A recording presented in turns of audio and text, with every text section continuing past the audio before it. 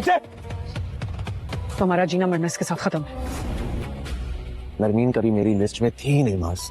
ये सब कुछ मैंने सिर्फ तुम्हें पाने के लिए किया। मैं शाजिर से निकाह नहीं करूंगी। बहुत बेवकूफ था माज। शादी कर रहे हैं हम लोग।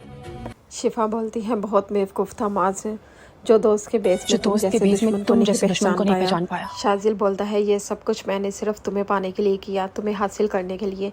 लेकिन शिफा वहाँ से उठकर चली जाती है। अगर तुम तो मुझे कहती थी कि शाजिल शिफा को लंच के लिए लेकर जाता है। वहाँ पर माज आ जाता है।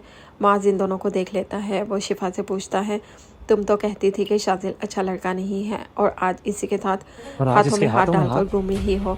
वो थोड़ा सा आगे बढ़ता है और शाजिल बहुत गुस्से से माज को पीछे धकेल देता है। वो माज को बताता है नरमीन कभी मेरी लिस्ट में थी ही नहीं, और फिर साथ ही ये भी बोलता है कि हम दोनों शादी कर रहे हैं, सॉरी। और फिर शिफा का हाथ पकड़कर चला जाता है। शिफा बार बार पीछे देखती है। शाजिल के बॉडीगार्ड माज को बहुत ज़्यादा मारते हैं। माज घर जाकर सोचता रहता है शिफा के बारे में। जाकर अपने भाई और भाभी को बोलती है मैं शाजिल से निकाह नहीं कर सकती।